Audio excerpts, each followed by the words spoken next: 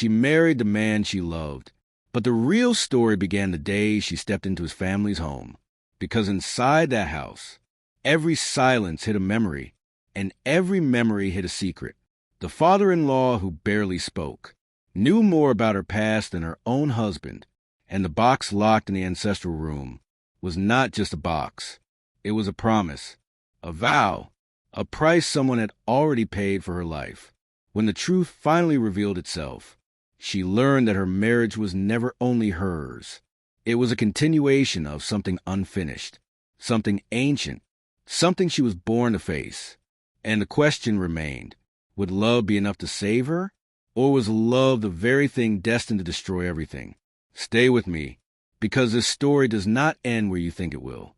The rain fell softly on the tiled roof of the old countryside house on the day Lon stepped inside as a newlywed for the second time. Her hands trembled slightly, though she kept them folded politely in front of her.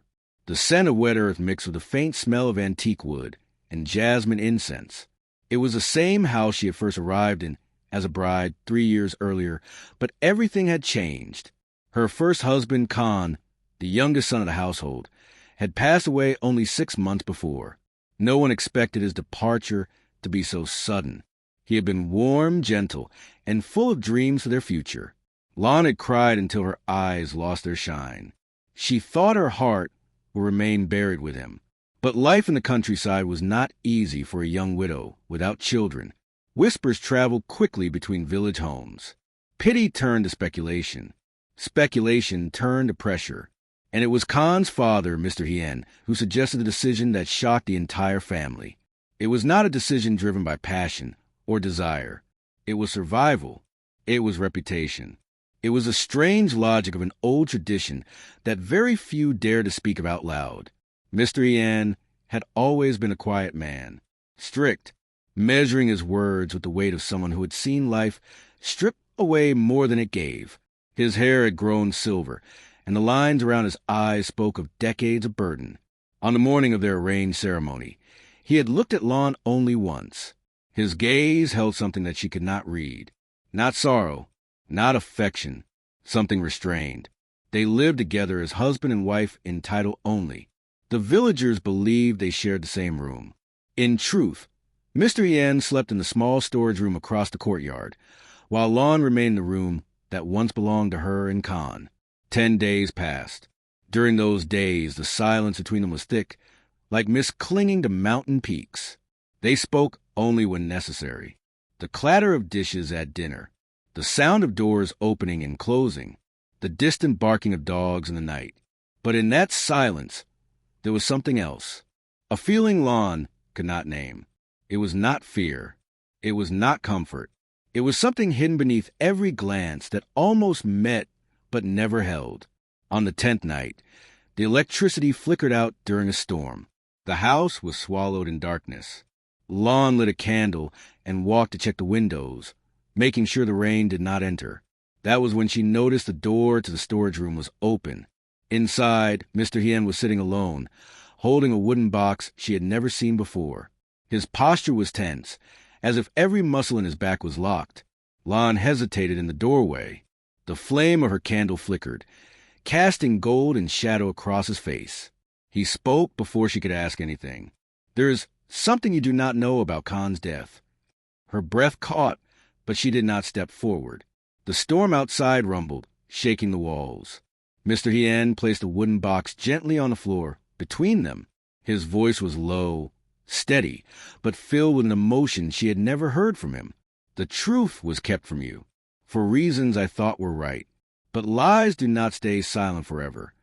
Lon felt her heart pounding, each beat echoing through her chest. "What do you mean?" she asked, her voice barely above a whisper. He looked up at her, and in his eyes was a pain deeper than grief. "Khan did not die of illness," he said. "He was trying to protect you, and I was the one who failed him." Lan's fingers tightened around the candle holder. Her throat felt tight. The room seemed smaller, the air heavy. "What happened to him?" she asked. Mr. Hien slowly opened the wooden box. Inside lay something that made Lan's knees weaken. She stared. The storm wailed outside. Her pulse raced. The truth hung on the edge of his next words. And then, without warning, he closed the lid. His voice was firm, yet trembling. If you wish to know the rest, you must be prepared for everything that will change afterward. Your life, my life, this entire family's history. Lon could not speak. The candlelight flickered between them. The storm raged. The truth waited. Lan's lips felt dry. Her fingers trembled just slightly, though she forced herself to keep standing. The wooden box remained between them like a silent witness, its weight heavier than iron, heavier than memory. The candlelight shivered across the surface of the lid. She stared at it, unable to pull her gaze away. "What was he protecting me from?" she asked, but the words emerged softer than she intended, as though her voice no longer belonged to her. Mr. Hien did not answer immediately. Instead, he exhaled slowly, and the sound carried years of exhaustion inside it. He did not look like the stern, distant father-in-law she had once known. He looked like a man who had held a secret for far too long, and now feared the cost of releasing it. "Sit," he murmured. Lon moved closer, lowering herself to the wooden floor beside him. The candle cast a warm circle of light around them, while the storm rattled the windows like an impatient caller demanding to be heard. Mr. Hien rested his hand on the lid of the box. "This house," he began, "has more history than either of us wished to inherit, and Khan was the only one who knew how to face it." Lan's heart tightened again. She recalled Khan's late nights, the quiet phone calls on the balcony, the way he always glanced over his shoulder, even during peaceful moments. Back then, she thought he was simply tired from work. She never asked. She trusted him too deeply. What was he facing? Lon whispered. Mr. Hien finally raised his eyes to hers. "A debt," he said, "but not money." Lon felt cold, as if the storm outside had seeped into her bones. There was a silence between them that stretched, slow, heavy, and suffocating. "A debt of loyalty," Mr. Hien continued. "Your husband was protecting you from someone who once had power over our family. Someone who never forgot what was taken from him. Someone who wanted it returned." The candle flickered. Lon felt the walls shift around her. Her pulse hammered. "Khan was meeting this person," Mr. Hien said, "on the morning of his death." The air thickened. Lon pressed her hand over her heart. "Was he harmed?" she asked. Mr. Hien's silence was the answer. Lan's breath trembled. "Why was I never told?" "Because," Mr. Hien said, voice cracking for the first time, "the one responsible is still watching." The storm thundered. Lon turned sharply toward the door, as if some invisible presence might be standing just outside, listening. Mr. Hien placed his hand over the wooden box, lit again. "There is more," he said quietly. "Something inside here belongs to that person, and as long as I keep it, the danger remains." Lon swallowed hard. Her mind raced, questions forming faster than she could speak. Then, slowly, Mr. Hien stood. He lifted the box with both hands and rose to his feet. Lon followed him out of the storage room, their shadows stretching long across the hallway walls. He walked toward the ancestral altar room. The candle in Lan's hand fanned the corridor with dim, wavering light. When they entered, the room felt colder than the rest of the house. The air smelled of incense, ashes, and old wood. The portraits of ancestors stared down from the wall, their painted eyes unusually intense in the dark. Mr. Hien placed the wooden box before the altar, his movements deliberate and almost reverent. "Lon," he said without turning around, "before you open this, you must understand that after tonight, nothing in this house will be the same. You may no longer see me as the man you think I am. You may no longer be able to look at your husband's memory the same way." Lon felt her heartbeat swirl in her ears. She stepped forward. Then, suddenly, a loud knock echoed from the front gate. A sharp, deliberate knock. Once, twice, a third time. Both Lon and Mr. Hien froze. The storm outside went silent for a breath, as if the world itself was listening. The knock came again, this time slower, as if the one knocking already knew they were inside, already knew they were listening. Lon felt her knees weaken. Mr. Hien's voice was barely audible. "He has come." Lon turned toward him, her pulse rushing like a river breaking its banks. "Who?" she whispered. Mr. Hien stared at the door, his face pale, his expression locked with something between fear and resignation. "The one Khan tried to protect you from." The knock echoed again, louder than before. Lon held the candle tighter. The flame quivered. The wooden box waited. The door remained closed. The knocking did not stop. Slow, measured, as if the person outside knew exactly how to make every sound strike the heart. Lon felt her breath tightening. The candlelight trembled, stretching shadows long across the walls. Mr. Hien's shoulders were rigid, his hands clenched beside him, but his eyes held a deep, almost defeated calm. He had expected this moment. He had feared it. He had prepared for it in silence. "Stay here," he said, but his voice no longer carried the power of command. It sounded like a plea. Lon did not answer. She watched him walk through the dark hallway, each step heavy, as if the floor itself resisted him. The knocking continued. Once, twice, a pause. Lon felt her pulse racing faster than her thoughts. She wanted to follow him. She wanted to remain still. She wanted to run. But her feet remained planted before the altar, where the wooden box sat waiting, silent, unmoving, yet unbearably alive. Thunder rolled through the village sky once more. She could hear the creak of the front door being opened. A draft of cold night air slid through the house, blowing the flame of her candle to the side, stretching it like a whisper of warning. Voices followed. At first, only murmurs. Then the tone changed. The stranger's voice was low, familiar in the way a wolf's territory-claiming growl is familiar to its prey. It carried assurance, authority, a smile hidden beneath every word. "You have kept me waiting long enough." Lon strained to listen, her heart pounding so fiercely she feared they would hear it from the hall. Mr. Hien spoke softly, too soft for her to catch the words. But she heard the tremor, not fear, something deeper. Resentment, regret, memory. The stranger stepped inside. Lon could hear footsteps now, slow and unhurried, as if he already knew his way through the house, as if he had walked these floors before, as if he belonged here. The footsteps stopped just outside the altar room door. Lan's body stiffened. Her fingers tightened so sharply on the candle holder that the metal edge pressed into her skin. The door slid open with a sound that cut through the silence like a blade. Lon lifted her gaze. A man stood there, tall, composed, eyes steady and observing, as though he were studying the house, the air, the entire silence, and claiming it piece by piece. His clothes were elegant, but not ornate. His posture refined, but not gentle. He carried himself like someone who did not need to raise his voice to be obeyed. And when his eyes met hers, Lon felt a sudden chill at the base of her spine. He did not smile. He did not speak. He glanced at the wooden box, then at the candle in her hand, then finally at her face. "You look too much like her," he said quietly. Lan's heart stopped for a moment. "Like whom?" she managed to ask.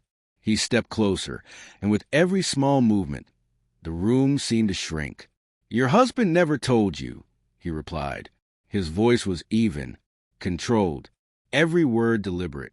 "That box," he continued, nodding toward it, "holds something that belonged to the woman from whom you inherit your face, your strength, your silence." Lan's breath echoed in her ears. "My mother," she whispered. The stranger's expression shifted, briefly, into something that resembled sorrow or perhaps longing. It was gone too quickly to capture. Before he could respond, Mr. Hien entered the room behind him. His expression was no longer tense. It was resolved. He looked at Lon, then at the stranger, then at the box. "You have come for what was left unfinished," Mr. Hien said. The stranger's gaze did not move from Lon. "No," he replied softly. "I have come because she deserves to know what was taken from her." Lan's knees felt weak, but she did not break her gaze. The stranger walked toward the box, but Mr. Hien stepped in front of him. Their eyes met. No words were needed. The storm outside roared, lightning flashing across the ancestral portraits, illuminating the past that had been buried, denied, avoided. Lon felt the air tighten with tension, so sharp it seemed to hum in the walls. The stranger spoke again, calm, but with a weight that pressed into the room like gravity itself. Khan died because he tried to stop the truth. If she opens that box now, the same storm that took him will return. Stronger. Lan's heart twisted. Mr. Hien's jaw clenched. If she does not open it, he replied, the storm will not leave either. Silence. The stranger slowly extended his hand toward the wooden box. Lan's breath stopped. Mr. Hien's hand moved too. The candle flame shivered. Rain began beating harder on the roof. And just as the stranger's fingers brushed the lid, the house lights flickered on. Bright, steady, unnatural against the night. Lan blinked. The stranger and Mr. Hien both turned their heads toward the courtyard. Someone, or something, had entered. Lan's grip on the candle shook. The stranger's eyes narrowed. Mr. Hien took one step back. But none of them moved toward the courtyard, because the footsteps approaching were familiar, soft, sure, measured. And then, from the dark corridor, a voice spoke, calm, steady, young. I did not expect all of you to gather without me. Lan's breath broke. She knew that voice. She knew it. But that was impossible. Completely impossible. The figure stepped into the doorway, and the world inside the house shifted. Lan did not move. Her body remained rooted in place, but her heart felt as if it had shattered into motion, racing, spinning, collapsing all at once. The young man in the doorway stepped into the dim circle of candlelight. His hair was damp from rain. His clothes clung to his skin. Drops of water slipped from his collarbone and traced paths down his jaw. Lan's mind refused to believe what her eyes were seeing. Her lips parted, but no sound formed. Mr. Hien's breath left him in a quiet, broken exhale. The stranger beside him did not look surprised, only watchful. The young man's eyes lifted slowly, and when they met Lan's, something inside her trembled so deeply it felt like memory awakening from death. Khan, she whispered. The room held its breath. The storm outside raged louder. The windows shook. The walls seemed to pulse, alive with a truth too large to contain. The young man took another step inside. His face was unmistakable. The shape of his mouth, the gentle downward tilt of his eyebrows, the same quiet warmth in his gaze that she had once known beside her pillow, the same softness in the way he held his hands, as if he feared hurting the air itself. But there was something different, too. A shadow, a depth, something older than the months since he had been pronounced dead. His voice came again, calm and eerily steady. You all buried me too early. Lan's candle flickered dangerously. Her vision blurred with tears she had thought her body no longer had. She wanted to run to him, to throw herself into his arms, to hold him and demand explanation. But her feet stayed frozen, as if the floor beneath her had become ice. You died, she breathed. Her words felt fractured, like pieces of glass falling from her tongue. They told me you were... I know what they told you, Khan said quietly. He stepped closer. Mr. Hien moved instinctively, placing himself between Lan and Khan, as though protecting one from the other. But Khan stopped walking on his own. He looked at his father, not with resentment, not anger, with understanding. You made the choice you thought was necessary, Khan said softly. His voice had changed. Not colder, not harder, clearer. Mr. Hien did not respond. His jaw trembled. His eyes glistened though he did not blink. The stranger watched the two of them, hands at his sides, expression unreadable. Lan forced breath into her lungs and found her voice again. Why? She asked, and her voice carried everything. Love, fear, betrayal, relief, disbelief, longing. Why did you leave me? Why did you let them bury you? Why did you... Her voice broke. Khan turned to her. His eyes softened. Not the softness of innocence, but of someone who had walked through darkness and chosen to return. Because staying alive was the only way to keep you safe, he said. Lan shook her head slowly. Safe from what? Safe from whom? Her gaze moved the wooden box. And for the first time, Khan's eyes followed her movement. Something dark flickered behind his calm expression. He stepped closer to the altar, but the stranger moved too. Their shoulders nearly touched now. Two men standing close enough to collide, yet both perfectly still. Lon felt the air tighten again, that same invisible pressure as before. Only heavier now, denser, like something ancient rising to reclaim what once belonged to it. Khan's gaze lowered to the box. His voice was quieter than before, but its weight filled the room. "You kept it," he said to his father. "You should have destroyed it the day she died." Mr. Hien's voice cracked. "I could not," he whispered. The stranger spoke next, and the price of sentiment was blood. Khan's eyes lifted, not cold, not burning, but resolute. He turned to Lon. "Do you want to know the truth?" he asked. Lon did not move for a long moment. Her heart beat slow, deep, heavy, like drums calling through a mountain valley. She nodded. Khan reached toward the box. The room seemed to inhale. The storm outside quieted, as if the sky itself leaned closer. The stranger did not stop him. Mr. Hien did not speak. Lon did not blink. Khan rested his fingers on the lid. And then, a sharp sound cut through the silence. Not from the door, not from the storm. From behind them, from a hallway that led to the back of the house. A soft, deliberate footstep. Then another. Someone else was here. Someone none of them expected. Lon turned her head slowly, candle flame trembling. A silhouette appeared at the end of the corridor. Slim, still, watching. The figure stepped forward, but the shadows clung to them as if shielding their face. Lan's breath halted. Khan lowered his hand from the box. Mr. Hien's expression collapsed into something close to dread. The stranger's gaze sharpened like a blade being drawn. The figure finally stepped into the candlelight, and the truth of who stood there would decide everything. The box, the family, the death, the marriage, the debt, the reason Khan returned at all.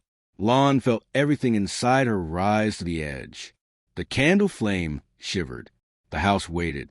The figure stepped closer, the candlelight stretching their shadow long across the wooden floor. Lan's breath trembled as the edge of the light revealed a familiar outline. Not a stranger, not a ghost. It was a woman. Her face gradually became visible, pale and softened by time, her hair neatly tied but slightly loosened by the wind. Lon felt her heartbeat stutter. She knew that face, not from photographs, not from dreams, from her earliest memory of warmth. A voice humming lullabies before sleep, fingers smoothing her hair. It was her mother, but her mother had been reported dead when Lon was 8. The room tightened around them, as though the walls had drawn closer in disbelief. Lan's candle nearly slipped from her hand. Her mother looked the same as she had on the last day Lon remembered her, only older in the way grief ages a person, not time. Her voice was soft when it came. Too soft for the explanation it carried. "You were never supposed to find this house again, Lon." Each word struck like rainfall on a silent lake, spreading ripples that shook every memory Lon had ever stored away. Lon tried to speak, but her mother gently lifted her hand. "There are truths that were buried for your sake," she continued, stepping closer. "And there are truths that should have remained buried forever." The stranger's expression changed for the first time. Recognition. Not surprise. Recognition. He bowed his head deeply, as one does before someone of equal power. Khan remained unmoving, but his eyes flickered with something that looked painfully close to sorrow. Mr. Hien's voice finally broke the silence, heavy with ache. "You should not have come back." Her mother looked at him, her expression neither cruel nor forgiving. "I had no choice," she said. She turned to Lon again. "You were born into a struggle that began long before you could speak. A struggle between families who once shared loyalty, then blood, then betrayal." Lon felt her chest tighten painfully. The room, the box, the marriage, everything was spiraling into a truth too large to hold. "Why did you leave me?" Lon finally asked. Her voice was thin, like thread pulled to breaking. Her mother's eyes softened, but sorrow sat behind them like a shadow that never lifted. "I did not leave you," she answered. "I was taken away. To keep you alive." Lan's knees weakened. The candle flame flickered violently, casting trembling light over the altar. "The box contains the object they have all been protecting you from," her mother continued, looking toward it. "A name, a vow, and a claim that was made before you were born. The stranger stepped forward. You return because the claim is now due. Her mother did not deny it. She simply looked at Khan, and for a moment, everything inside the room shifted, tense, intimate, and unbearably quiet. Khan lowered his gaze, not in shame, in grief. Lan stared at him. You knew, she whispered. Khan looked up, meeting her eyes. I have always known, he said quietly, and I have always chosen you. Lan felt tears gathering, hot and relentless. She did not know whether they were born of love or betrayal, or the heavy, suffocating confusion of truths overlapping like tangled roots. Her mother stepped to the altar now.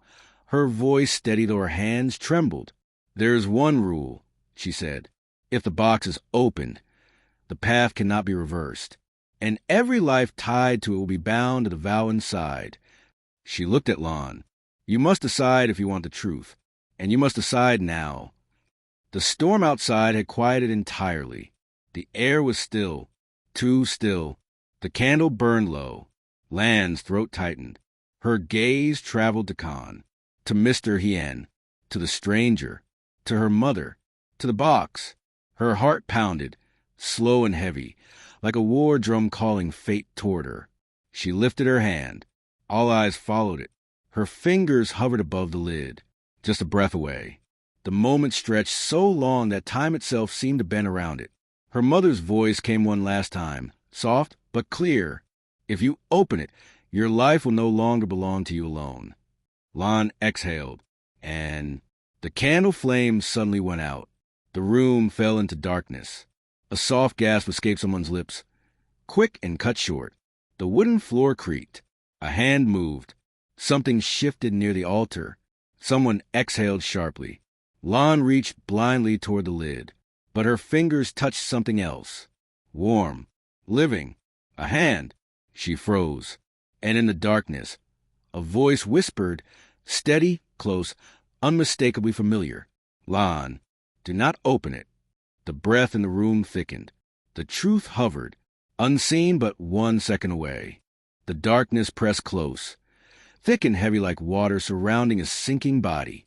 Lan remained completely still. The hand touching hers was warm, steady, and familiar enough to send a shiver through her chest. Yet she could not see whose hand it was. The candle had been their only light, and now the room felt buried beneath layers of night. No one spoke. Even the storm outside seemed to have paused, as if waiting. The hand tightened gently, guiding her fingers away from box. Not forceful, not commanding, but with a quiet certainty that made her heart tremble. Lan, the voice repeated. Close, soft, painfully human. She recognized it. Khan, her breath caught. But why would Khan stop her? Had he not returned for this truth? Had he not come back from death, or something like it, because of what rested inside that box? Her heart pulsed louder than her thoughts. She whispered, barely audible in the suffocating dark. Why? She felt the weight of silence before his answer. Because once you open it, Khan said, the world you remember will disappear, and I have already taken too much from you. His voice was strained, like someone who had carried a burden too heavy for too long. Lan's fingers trembled under his. You did not take anything from me, she said, though her voice felt unsure even to herself. The darkness shifted. Someone moved to strike a match or find a light, but another voice whispered sharply, Stop. It was her mother. A faint rustle of cloth, a step on wood, the smallest breath. Lan could sense where she was in the room. Close to the altar now, her presence like a quiet tide pulling everything toward her. When her mother spoke again, her voice was calm, but there was grief in every syllable. The night I disappeared, the vow was broken. She paused. And the one who paid the cost was your father. Lan felt her chest tighten, a cold ache rising through her. Her father, a figure made of distant laughter and warm hands. Long gone, too soon, too quietly. Her mother continued, her words slow, like carefully unwrapped wounds. He sacrificed himself to protect you, to separate you from the history that would consume this family. But when the vow was broken, someone else had to be chosen in his place. Lon sensed movement behind her, the stranger shifting ever so slightly, but no one interrupted. Her mother's breath trembled now. That someone was Khan. Lan's body stiffened. Khan's hand tightened around hers. Her mother spoke on, voice raw. He married you not only for love. He married you to shield you, to take your place, to carry the weight meant for you. The room was silent, but no one was breathing normally anymore. Their breaths were shallow, controlled, bracing. Lon felt her voice shake. Is that why he died? No. Khan answered quietly before anyone else could speak. I died because I chose to face the one who made the vow. I thought I could end it. I thought I could keep you from ever knowing. His fingers loosened, as though preparing to pull away. Lon held on. Even in the dark, she knew where he stood. You came back, she whispered. Yes, he answered, but I should not have. The stranger's voice entered the room, steady, measured. You returned because the vow was awakened, because she is here, because the box was never destroyed. There was no anger in his tone, only truth stated without hesitation. Mr. Hien spoke next, his voice hoarse. And now all of us are bound again. Lon could almost hear him bow his head. The darkness felt deeper now. Not just absence of light, but curtain drawn over everything they had ever believed. Her mother stepped closer. Lon could sense her presence beside her now, feel the quiet ache of her breathing. You have one choice, her mother said. Either you open the box and reclaim what was always meant to be yours, or you walk away now, and this house will remain haunted by what could not be faced. Lan's fingers slowly released Khan's hand. Her own hand hovered once more above the wooden lid. No light, no candle, no guidance. Only the weight of the past, the breathing of the present, the shadow of everything waiting beyond the moment she chose. She touched the lid. At that exact second, a low hum rippled through the house. Not a sound from outside, not footsteps, not thunder, a vibration. The wooden floorboards trembled. The portraits on the walls shivered as though moved by an unseen hand. The box beneath her fingertips felt warm, too warm. Someone inhaled sharply behind her, abrupt, startled, and then a thin line of light began leaking from the edges of the unopened box. Soft, pale, alive. Lon froze. No one touched her. No one breathed a word. The room filled with an unnatural stillness, like the world holding itself at the edge of change. Lon drew in a slow, steady breath. And just as she began to lift the lid, the front door of the house slammed open. Wind surged through the corridor. Cold, violent, carrying a voice that did not belong to anyone inside that room. A voice that spoke one single name. Lon. Everything stopped. The voice carried through the house with a clarity that did not belong to the storm outside. It was cold, deliberate, and familiar in a way that made the back of Lan's neck tighten. The wind spun through the rooms, pushing the darkness into motion. Curtains lifted. The incense ashes on the altar trembled. The wooden box beneath Lan's fingers pulsed with that faint, breathing light. Lon turned her head slowly, her heartbeat deep and heavy in her ears. Footsteps moved across the hallway floor. Not rushed, not hesitant, certain, as if the one approaching had every right to enter this house. Lon could not see the doorway from where she knelt, but she could feel the presence filling the corridor. Khan stepped forward first, placing himself between Lon and the entrance. The stranger moved only slightly, just enough to shift the balance of the room. Mr. Hien remained completely still, but his hand curled into a fist at his side. Her mother closed her eyes for a moment, just one quiet moment, before turning toward the sound. The footsteps stopped just at the threshold of the room. Lon felt the air shift. Then the figure stepped into view. A man, tall, dried despite the rain. His clothing immaculate, untouched by the storm. His face calm, composed, but with eyes that held a silence deeper than the night itself. Those eyes found Lon instantly, not by searching, by knowing. And when he spoke again, his voice softened, as though speaking only to her. Lon, it has been a long time. Lon felt the ground beneath her seem to tilt. This man, she knew him, not from memory, not from photographs, not from whispered family stories. She knew him in the way one knows the shadow of a doorframe they had passed through every day since childhood, without thought, without reason, without explanation. Her voice struggled to form sound. "Who are you?" He smiled, not warmly, not cruelly, simply as one recognizes something returning to where it belongs. "I am the one whose name was sealed in that box," he answered. Lan's breath caught. Khan did not move, but the tension in his shoulders sharpened. The stranger who had entered earlier, the one who had spoken of debts and vows, stepped slightly forward, watching the new arrival with quiet, restrained alertness. Her mother's expression changed, breaking for the first time.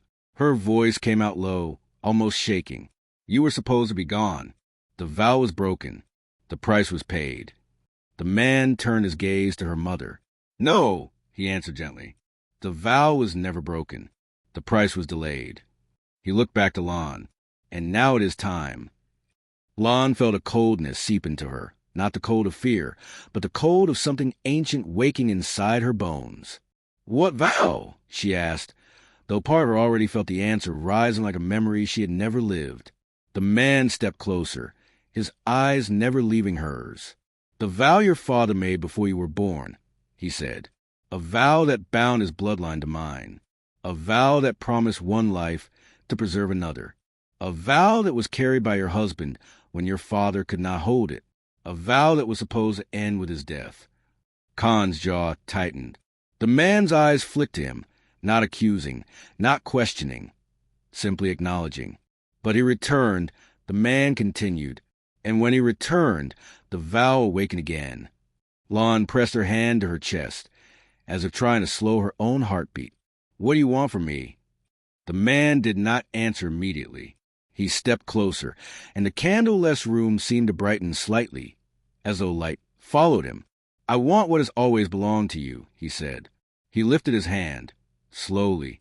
Lon felt warmth move beneath her skin, a sensation like a memory rising through her blood. Her mother's voice broke sharply. "Do not touch her." The man lowered his hand, but he did not look away from Lon. "She has to choose," he said. The room held its breath. Her mother stepped between them, her voice softer now, but the pain in her eyes unmistakable. "You were never meant to bear this burden. I left so you would not. I have spent years in shadows to protect you." Lon felt tears burn in her eyes, but she did not let them fall. "Then tell me what I am choosing," she whispered. Her mother swallowed. The storm began to whisper against the windows again. "You are choosing," her mother said, "between the life you have lived and the one that was written before you were born." Silence swept the room, deep and absolute. Lan's hand hovered above the box once more. She could feel the warmth radiating from it. Not heat, but pulse, like something inside was alive, waiting. Khan stepped closer behind her. The man with the ancient eyes stepped closer before her. Her mother remained beside her. Mr. Hien stood frozen, knowing that whatever happened next would change everything he had spent a lifetime trying to preserve. Lon exhaled slowly. Her fingers touched the edge of the lid once more. The house stilled. No one moved. No one breathed. The storm paused. The air held. Lon began to lift. And then, from somewhere deep inside the house, a sound echoed. Soft, slow, a single chime, as though something or someone had awakened. The chime did not ring like a bell. It rang like breath, a soft, trembling exhale that moved through the walls, through the floor, through the air in every direction. The candles that were never lit flickered as if reacting to it. The storm outside seemed to lean closer, pressing its ear to the house. Lan's fingers froze on the lid. The others heard it too. Khan's hand tightened at her shoulder. Her mother's jaw set, her eyes filling with fear that was not new, but remembered. The stranger with the calm, ageless eyes did not flinch. He simply watched. The chime sounded again, this time clearer. It was coming from inside the box. Lon felt something shift inside her chest, like her pulse had changed rhythm to match the sound. The stranger stepped closer. "Do you hear it?" he asked softly. Lon nodded, but her voice did not come. Her throat felt as though someone's hand gently held it, not choking, claiming, Her mother whispered sharply, "Do not answer. Do not speak to it." The man's gaze slid to her mother, but he did not argue. He waited for Lon. Her breath trembled. The chime came again, not one tone this time, but many, as though something inside the box was slowly unfolding, awakening, remembering itself piece by piece. Khan leaned down, his voice low, warm, unshaken. "You do not have to open it. Not yet." Lon wanted to believe him, but the box pulsed beneath her hand like a second heartbeat. And then the smell changed. Not incense, not rain, not wood and dust, but jasmine, sweet, warm, like late summer nights when the windows were open and her mother hummed songs she never explained. Lan's eyes widened. She had smelled this fragrance in dreams throughout her childhood, but she had never told anyone. Slowly, very slowly, she lifted her head and looked at her mother. Her mother was already crying. Not loud, not broken, silent, like tears that had been waiting years for the right moment to fall. Lon whispered, barely audible, "You knew." Her mother closed her eyes. "I tried to save you," she whispered back. "I tried to outrun this. I tried to bury it. I tried to bury him." Lan's breath caught. Her mother's voice trembled. "That box does not hold a name. It holds a bond. The bond your father made when he begged for your life before you were born." The stranger finally spoke again, his tone quiet, almost gentle. "She has always belonged to both worlds. That was the vow. He did not give her away. He tied her future to ensure she existed at all." Lon looked at him, at the man who seemed untouched by time. "Who are you to me?" The man's eyes softened. "Not your enemy," he said, "and not your salvation."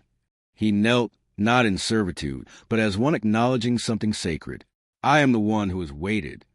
The house seemed to breathe. Lan's fingers slid fully onto the lid. She exhaled. Her mother whispered sharply, "Lon, once it opens, you cannot undo what follows." Lon swallowed hard, voice barely a breath. "I think it has already begun." The lid shifted, not opened, just loosened. The chime turned into a soft humming, low, warm, and eerily beautiful, like a lullaby sung to an infant who had not yet taken its first breath. Khan's voice trembled for the first time. "Lon, look at me." She did. His eyes, always steady, now held a fear that was not fear of the box. It was fear of losing her. "Whatever you choose," he said. "I stay?" The stranger's gaze flicked him again, not in challenge, but acknowledgement. "That is what makes this more difficult," he murmured. Lon closed her eyes for one single heartbeat. Just one, and in that darkness she saw a field, a woman with her face, a hand reaching for hers, a voice, warm and familiar, whispering her name. She gasped and her eyes flew open. The box glowed softly beneath her hand. Everyone waited. No one breathed. Lon began to lift the lid, and the humming suddenly cut off. The house felt utterly silent. Even the storm stopped. No wind, no rain, no sound, as if the world itself was holding still. And then a single, quiet voice, not in the room, not outside, but inside Lan's mind, whispered, "I am ready." Lan's hand froze. Her mother's knees nearly gave way. Khan stepped forward with something, not a force, not a push, simply presence, held him still. The lid inched upward, just enough to release a faint breath of warm light, and that light began to rise, slowly, gracefully, taking shape. Not yet a face, not yet a form, just the hint of something returning, something that had been waiting a very long time. And just as the shape began to reveal itself, the lights in the house flickered. Once, twice, everything darkened. The shape paused mid-formation, suspended in the air, and the chapter of the moment hung there, balanced, on the very edge of becoming. The shape did not vanish. It hovered in the darkness, like a memory learning how to breathe again, not bright, not blinding. A faint warmth, like dawn behind a curtain. Lon felt it before she could see it. A quiet pull beneath her ribs, as if someone had reached inside her chest and touched the very first moment she ever existed. Her mother stepped back, unable to look directly at it, as though the light itself carried the weight of history she had tried so long to escape. Khan did not move. His hand hovered inches from Lan's shoulder, but he did not touch her. He knew one touch might break everything. The stranger watched calmly, yet even he breathed slower now, as though every motion risked disturbing the fragile balance forming in the room. The shape inside the light stretched, gathering itself like someone waking from a deep slumber. It took on a faint outline of a human figure, tall, composed, and unmistakably familiar. Lan's heart tightened. She knew that silhouette. She had seen it once, framed in a faded picture her mother kept locked in a drawer, where sunlight never reached. Her father, but no one spoke the word, not even in their minds. The voice that formed was not sound. It was memory, breath, warmth, all spoken inside the chest rather than through the ears. Lan, her knees weakened, but the floor held her. The house itself held her. Lan tried to speak, but speech no longer belonged to the room. Only silence and presence did. The light flickered, steady, like a heartbeat made visible, and then dimmed just enough for the figure's features to soften into view. Not clear, not fully formed, but the line of the jaw, the quiet strength of the shoulders, the gentleness in the stance. A man who was not here, yet was. Khan finally found his voice, though it came low, strained, as if dragged up from somewhere deep inside him. Why now? The light turned, not with hostility, not with affection, simply acknowledgement, because she called. Lan's eyes widened. Her breath stopped. I did not call, she whispered, shaken. Her mother spoke sharply, too quickly, as if to stop the misunderstanding before it took root. No, you did not call him. The house did. The vow did. But the presence, the figure, disagreed. It turned to Lan. You came home, and the truth recognized you. Lan's fingers pressed into the wooden box. Her hands trembled. She felt like a door had opened, not in the room, inside her, and something had begun to step through. The stranger spoke quietly, almost reverently. It has been 18 years. Lan's mother squeezed her eyes shut. Her voice broke. Do not speak of the past in front of her. The presence did not respond. Lan looked to her mother. She wanted answers. She wanted air. She wanted the world to make sense again. But the house was no longer holding only the present. The past was in the room, alive. Khan took one step forward, slowly, carefully, as though approaching a wild animal or a memory that could shatter if touched. Lan has a life here, he said softly. She has choices now. Whatever vow existed, it cannot take that from her. Silence, deep and endless. Then the voice returned, calm, patient. Her life is hers. The room exhaled, every wall, every shadow, every presence. But then the voice continued. But her path is not. Lan's hand curled into a fist. She looked up into the soft, half-formed face of the man in the light. What does that mean? She asked. Though the words were barely a whisper, they filled the room like thunder. Her mother shook her head, tears falling freely now. No, Lan, do not ask that. Not yet. You are not ready. The stranger lowered his gaze. Once the answer is spoken, nothing can return to the way it was. Lan swallowed hard. I need to know. Her mother stepped toward her, reaching, not to stop her, but to hold her, to anchor her. But before she could touch Lan, the presence shifted. Lan felt a warmth move across her skin, soft and devastatingly familiar, like arms that had once held her when she was too small to remember. Her breath faltered, the room blurred, and the voice spoke, gentle but irrevocable. Lan, you were not born only of this family. You were born to inherit what was taken. The flame in the candle flickered sharply, almost bursting upward. The stranger lifted his eyes. Khan's jaw clenched. Her mother's breath hitched as if a knife had touched her heart. Lan's voice broke into the silence, trembling but unafraid. What was taken? The air tightened. The presence began to solidify. The details of a face beginning to emerge. The moment stretched. The truth was about to break open. Everyone leaned forward, breathless, suspended, waiting, and a sudden, heavy knock struck the front door. Once, then again, slow, deliberate. The house echoed with it. Every head turned. Lan's heart pounded. Her mother's voice came out in a whisper strangled by dread. No one should know this house is here. The knock sounded again, louder this time. The presence flickered, the light trembling. The stranger's eyes sharpened. Khan's hand reached for Lan at last. The knock came once more. Something waited on the other side. Something or someone who had been waiting just as long. The knock did not sound like someone asking for entry. It sounded like someone announcing arrival. Someone who already knew what waited inside. The presence suspended in the air dimmed slightly, as though withdrawing into itself, conserving strength for what came next.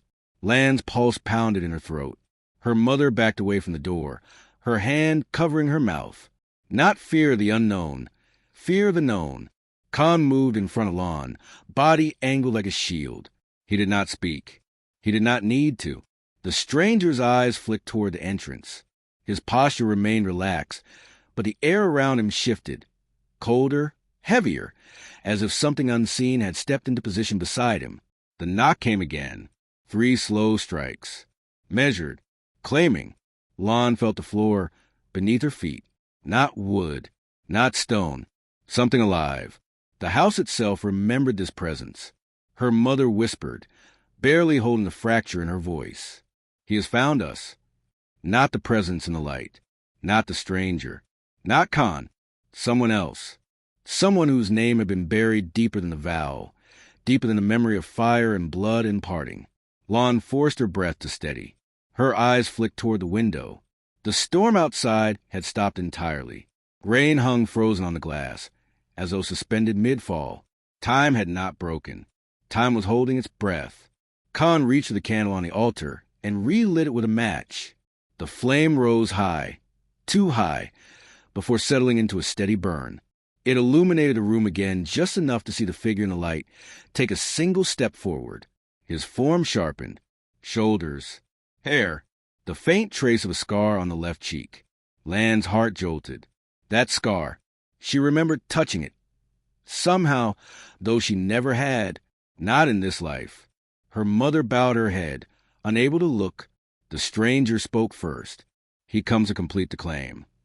Lan swallowed, her voice hollow but clear. Who? The presence in the light did not turn toward the door. It remained facing her.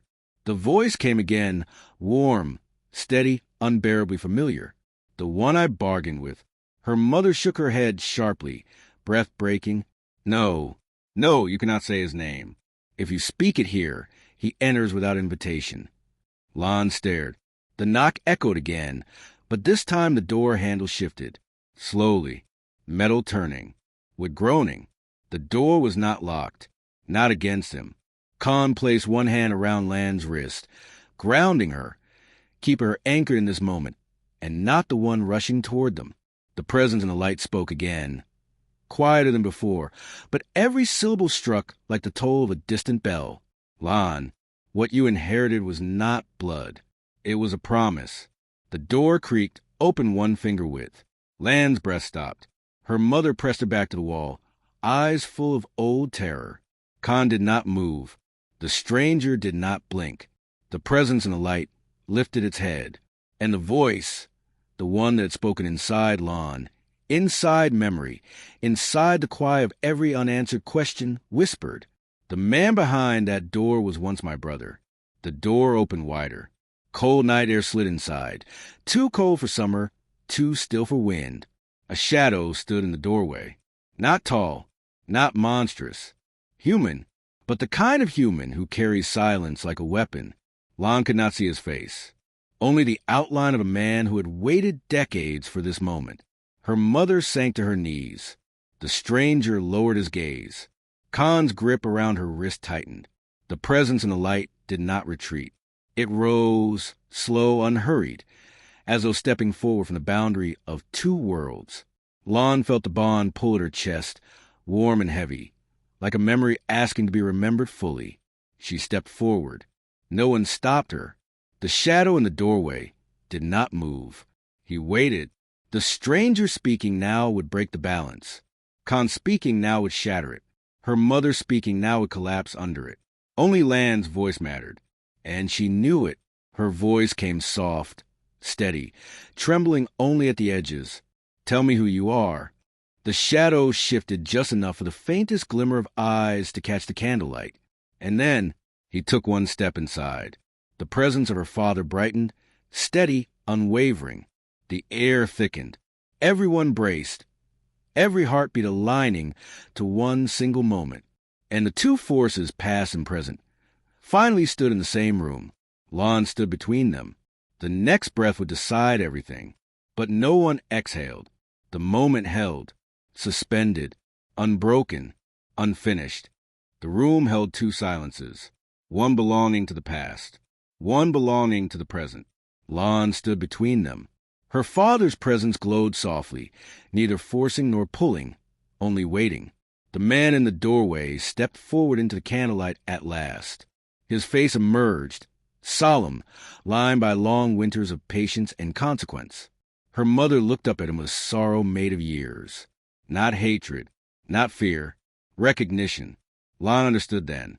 This man was not a monster. He was the one who had carried the burden of the vow all this time, the one who had allowed her to live it all. Her father's voice spoke gently, like wind moving through tall grass. He held the cost. I held the hope. And you are the result of both. Lan's throat tightened. Her mother rose slowly to her feet, no longer hiding, no longer running. She reached for Lan's hand, and this time Lan led her. "Child," her mother whispered, "there was never a path where you were untouched by this, but there is a path where you walk forward by your own choosing." The man in the doorway bowed his head, not demanding, not claiming. "I have waited only to see whether you would step into what was left for you," he said. "If you do not choose it, I will carry it alone, and the world will remain unchanged." Lan looked at him carefully, and then at the glow where her father stood, caught between memory and presence, and then at Khan, who stood without speaking, without pushing, without needing, only believing her to be enough. Lan exhaled, slow, steady, and full of everything she had finally understood. "I will not inherit what was born of grief," she said softly. "I will not continue a bargain made in desperation. I choose the life I have. I choose the family I stand with now. I choose to live forward, not backward." Silence, but not the heavy kind. A release. The presence and the light dimmed, not fading in pain, but in peace. His shape softened, warmth spreading gently through the room like the closing notes of a lullaby. Her father's voice came one last time, full of affection, unbound and free. "I am proud of the life you choose." The light dissolved slowly into the candle flame, and then the flame steadied. The man in the doorway lowered his gaze and stepped back into the night. No threat, no sorrow, only completion. Lan's mother held her close. The stranger who had watched silently gave a single nod, as though acknowledging the harmony restored. And Khan finally stepped forward. He wrapped his arm around Lan, not to claim her, not protect her, but simply to stand beside her. The storm outside broke again, but gently this time. Not violence. Rain returning to earth. Lan closed the box. No light seeped out. No echo stirred. Only stillness. She placed her hand on the lid, not to seal it, but to thank what had been carried so far to reach this moment. And in that quiet farmhouse, beneath the soft sound of rain, Lan spoke words that needed no answer. "I am home." The story ended not with revelation or shock, but with something rarer. Peace.